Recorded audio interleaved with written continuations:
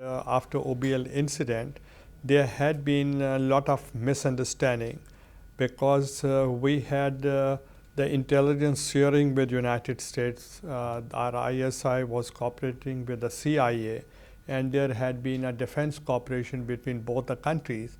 But when there had been a unilateral action in Abbottabad, it was not well taken by Islamabad.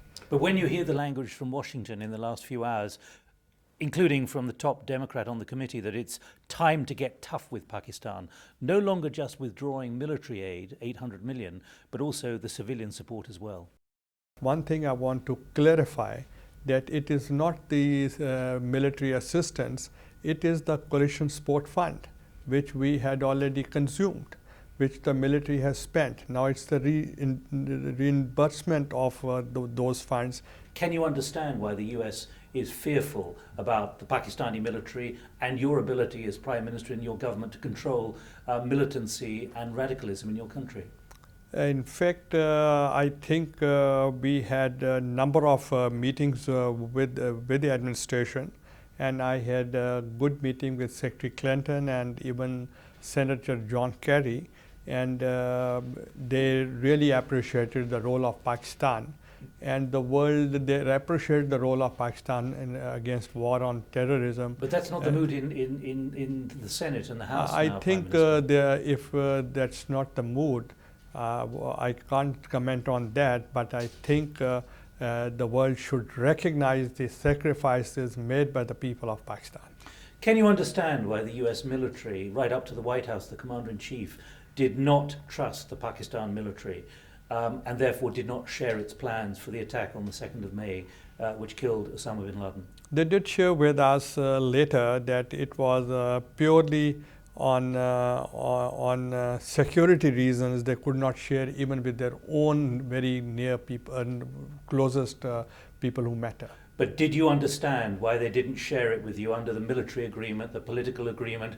They didn't tell your Chief of Staff, General Kayani, on any basis at all? That was the thing which we really didn't like it. Could you understand why they didn't? Yes, I understand, because they don't want to share the victory with Pakistan. They only want to share defeat with Pakistan.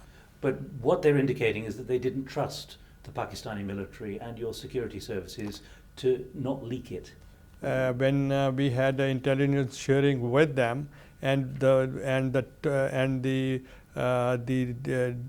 people the most wanted, the terrorists of Al Qaeda, and they were being traced by the ISI of Pakistan, and we helped them, and therefore there was no reason not to share with us. But did you, as Prime Minister of Pakistan, know that bin Laden was there? Did your intelligence service know that he was there, or anyone there? That was the intelligence failure of Pakistan and the entire world.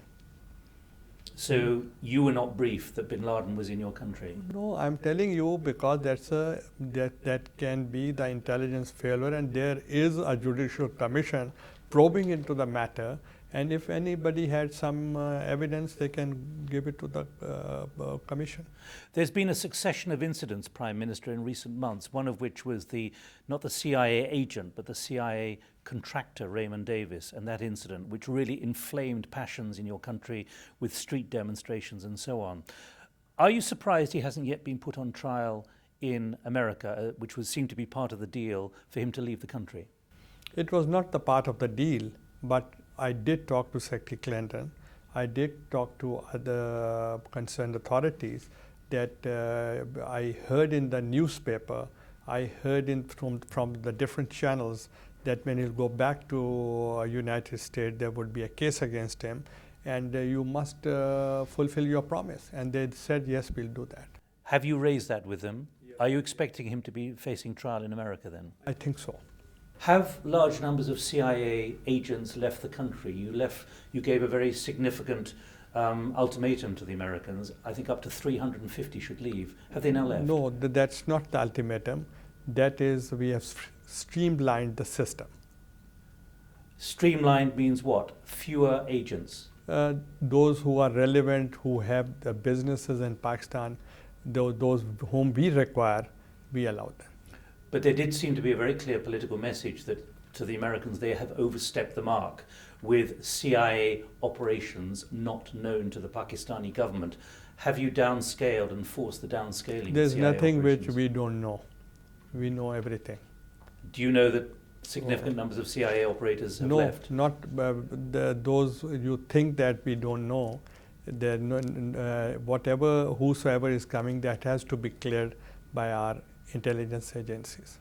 Given the difficulty now of the relationship between Islamabad and Washington, when you describe China as Pakistan's all-weather friend with no downs at the moment and a relationship, quote, without parallel, does that mean you're reorientating your strategic policies much more towards China and away from the United States? One thing I must tell you, we want a good relation with the United States, and it has nothing to do with our relationship with China.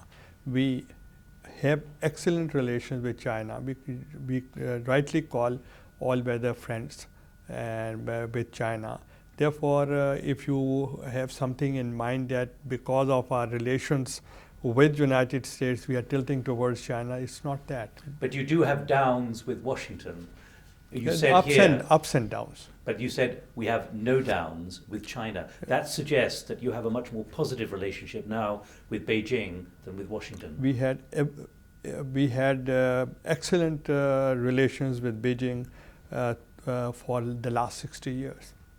Given that your country is facing significant liquidity problems, cash problems still, just paying for the basics, even though you're now exporting wheat, you still require energy, you still require cash in the bank. Is China likely to offer you a significant new form of credit, of soft finance to keep you going? They're already doing that. But more of it? I think they are already doing enough.